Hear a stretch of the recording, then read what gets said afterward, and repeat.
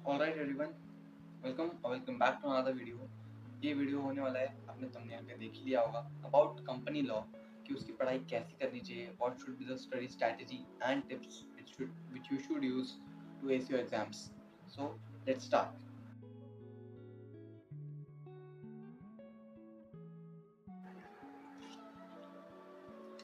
मेरे प्यारे साथियों, फ्यूचर कंपनी सेक्रेटरीज, आज हम यहाँ एक ऐसे सफर पर निकले हैं जो हमारी प्रोफेशनल लाइफ को शेप करेगा। हम कंपनी लॉ की कॉम्प्लेक्स दुनिया में डूब रहे हैं जो सिर्फ एग्जाम क्लियर करने के लिए हर्डल नहीं है, बल्कि हमारे फ्यूचर करियर्स का फाउंडेशन है। क्लियर हो जाओ, कंपनी लॉ हमारा ब्रेड एंड बटर है। ये सिर्फ एग्जाम्स पास करने के बारे में नहीं है, ये प्रैक्टिकल नॉलेज एक्वायर करने के बारे में है जो हमें किसी भी ऑर्गेनाइजेशन में इनवैल्यूएबल एसेट बनाएगा।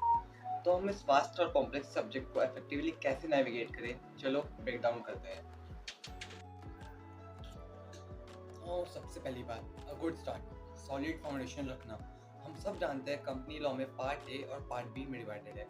अपने एफर्ट्स को मैक्सिमाइज करने के लिए हमें एक स्ट्रेटेजिक अप्रोच चाहिए।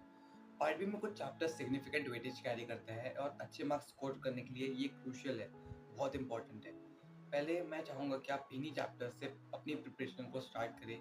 तो chapters our chapter 13, chapter 14, chapter 15 and chapter 16 of your ICSI module. ये चैप्टर्स लंबे होने के बावजूद सिलेबस का एक सब्सटैंशियल पोर्शन कवर करते हैं। इन्हें पहले कॉन्कर करने से हमें एक बड़ा बूस्ट मिलेगा और बाकी चैप्टर्स बहुत मैनेजेबल लगेंगे। पार्ट ए में chapters 4 and chapter 9 are critical, focus attention deserve करते हैं। ये स्ट्रेटेजिक।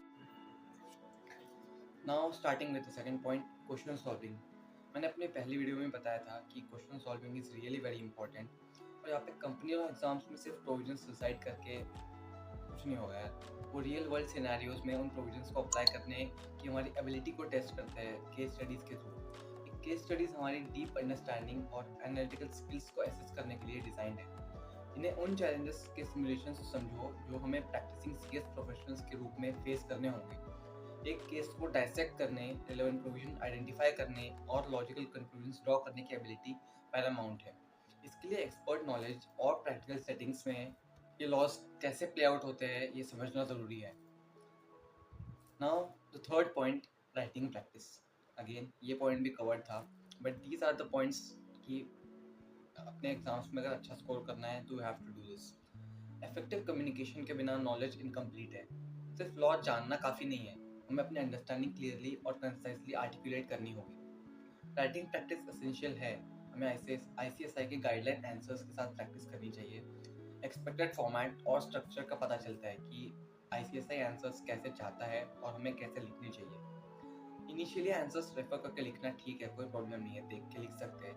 की है कि रेगुलरली प्रैक्टिस करो। हमारा आंसर राइटिंग फॉर्मेट स्ट्रक्चर्ड होना चाहिए। अगर हमें केस स्टडी पूछिए तो उसका फॉर्मेट होना चाहिए, first starting with the provision, second the facts and then the conclusion. Provision में रिलेवेंट लीगल प्रोविजन बताओ, फैक्ट्स में केस के फैक्ट्स को समराइज करो, कंक्लूजन में उन फैक्ट्स और प्रोविजंस को एक कंक्लूड करके एक लॉजिकल कंक्लूजन ड्रॉ करो। डायरेक्ट क्वेश्चंस के लिए ये स्ट्रक्चर फॉलो करो। पहले तो इंट्रोडक्शन लिखो, second body and third the conclusion. Ideally ICSI module read करने से आप लीगल लैंग्वेज से एक्सपोज होंगे, जो आपकी राइटिंग को एनहांस करेगा और एक प्रोफेशनल इंप्रेशन क्रिएट करेगा। लेकिन अगर आप क्लास के नोट्स यूज़ कर रहे हैं तो वो भी परफेक्टली फाइन है, पर याद रखो मॉड्यूल आपको वो एक्स्ट्रा एड्स देगा। इन कंक्लूजन लास्ट में, कंपनी लॉ सिर्फ सब्जेक्ट नहीं है, ये हमारा प्रोफेशनल टूल किट है। एक स्ट्रेटेजिक अप्रोच अडॉप्ट करके, केस स्टडीज प्रैक्टिस करके और अपनी राइटिंग स्किल्स को होन करके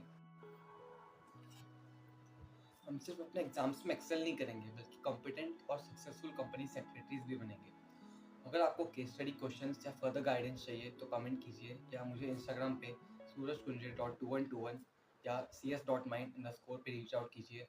धन्यवाद। अगर आपको वीडियो सही लगा हो, अच्छा लगा हो तो लाइक शेयर सब्सक्राइब